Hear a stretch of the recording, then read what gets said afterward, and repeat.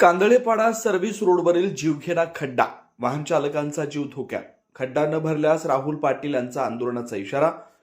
मुंबई गोवा महामार्गालगत कांदळेपाडा येथील सर्व्हिस रोडवर पडलेल्या जीवघेण्या खड्ड्यामुळे वाहन चालकांना अक्षरशः जीव मुठीत घेऊन प्रवास करतात. पहिल्याच पावसात रस्त्याची झालेली दुरवस्था समोर आल्यानं नागरिकांमध्ये संतापाचं वातावरण आहे. या खड्ड्यामुळे अनेक दुचाकीस्वारांचा तोल जाऊन अपघात झाला, काहींना गंभीर दुखापत झाली. विशेष म्हणजे हा खड्डा चुकवण्याच्या प्रयत्नात वाहनं अचानक बाजूला वळवावी लागत असल्यानं समोरून येणाऱ्या वाहनाशी धडक होण्याचा धोका वाढला. त्यामुळे भविष्यात मोठी जीवितहानी होण्याची शक्यता नागरिकांकडून व्यक्त केली जाते. दररोज शेकडो लहान मोठी वाहनं या मार्गावरून प्रवास करत असल्यानं तातडीनं दुरुस्ती करणं आवश्यक असल्याची मागणी होती. पहिल्याच पावसात रस्त्याची अशी दयनीय अवस्था झाल्यानं संबंधित यंत्रणेच्या कामकाजावर केलं जात आहे. आणखी किती वाहन चालकांना अपघात होऊन हातपाय गमवावे लागतील, त्यानंतरच प्रशासन जागे होणार का, असा संतप्त सभा स्थानिक नागरिक उपस्थित करतात.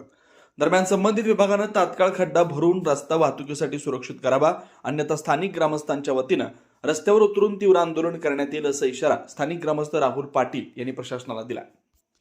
या रोड मधून लोक कशी जाणार? आज इथे प्रत्यक्ष लोक आज जवळजवळ 7-8 बाईकवाले पडले. आज हे रिक्षा चालक मालक आहेत, हे पण आज त्यांच्या गाडीचे पार्ट तुटतात, कोणाची कैची तुटते.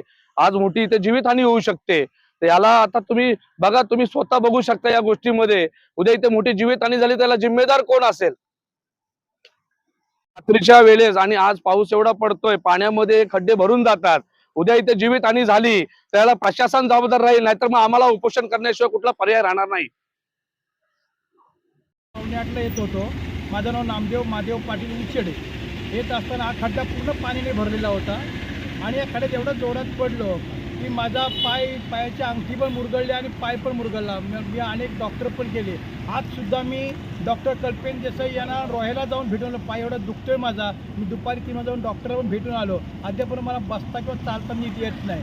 गाडीवर बसलो तरी ती गाडीचा पाय दुखतोय, ती गाडी चालवता येत नाही आणि गाडी तर शिवाय आम्ही कुठं कामाला जाऊ शकत नाही. आणि असे पूर्ण खड्डा पडल्यामुळे कुठूनच जायला रस्ता नाही राहिला आहे. अगदी कुठल्या रस्त्यातून त्या खड्ड्यातूनच जायला लागतोय.